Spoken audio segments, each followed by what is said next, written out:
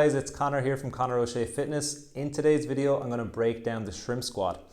The shrimp squat is one of my favorite lower body weight exercises, and with all that's going on right now, the more you have in your body weight arsenal, the better it's going to be as it gets more difficult to train in gyms and to get out and about in general. So the shrimp squat is a fantastic exercise for strength and mobility of the lower body. It really taxes the ankle and hip mobility, and it also strengthens the glutes and the quads. If you do have any knee issues, I would be careful with this movement. It can be quite intense on the knees, and if you experience any pain, I'd recommend avoiding it. But for all those who are able to try it, I would definitely recommend adding it into your training arsenal. So I'm going to show you the full shrimp squat, and then I'm going to break down some variations that you can do. So no matter where you're just getting started or you're at a higher fitness level, this is going to be a great movement for you. So first of all, the full shrimp squat, this is what it looks like just from a side view. You're going to grab one leg in behind, reach the arm outside, and then from there you're going to bring the knee onto the ground, touch, and then standing back up.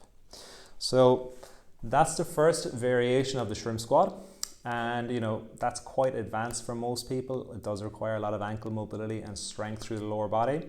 So the first step towards getting there is the shrimp squat with your knee to the ground. So hands out in front, reach the knee back, and generally you'll start to feel a sticking point with your mobility. When you hit that sticking point, touch your toe, shin, lace, and knee, and gently land on the ground. Now, when you land your knee, you want it to be roughly a fist distance behind the heel. The reason behind this is when you do start grabbing the leg, it's going to be roughly that distance behind. And then on the way up, you want to use as little of the foot as possible, lean forwards, and pop back up. Now, the part of this that a lot of people who start off with struggle with is they feel that this upward phase is almost too easy.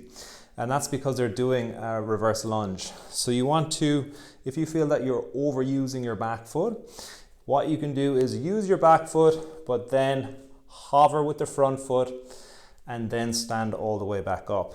And that's going to build a lot more strength for you in the initial phase of this movement. So the second step is bringing your knee all the way down to the ground and all the way back up without any assistance from your back foot. So from there, reaching your hands out in front, and then you're going to reach that knee. Again, we're always trying to land the knee as smoothly as possible. Touch. From there, we're going to lean forward again and come back up. So that's the second step towards your full shrimp squat.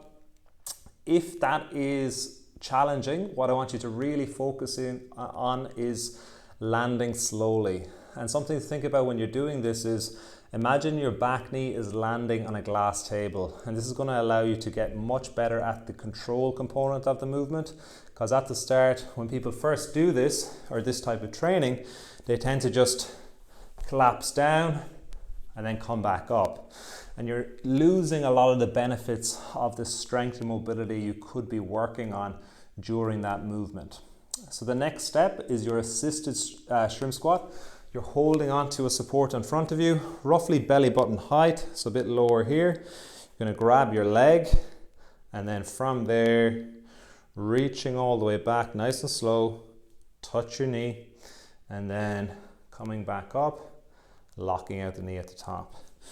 So once you're able to run through them 3 steps, then the last step is your full shrimp squat.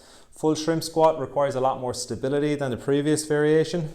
So we're going to have our hand out in front, grab the foot, reaching all the way back down and getting that knee onto the ground, and then slow and controlled coming back up. So that's your shrimp squat tutorial. This is quite a challenging movement. So if you can't do the hardest variation, don't worry. Even if you are strong at back squatting or front squatting, this does take a lot of work. It requires a lot of balance and control that you mightn't be used to.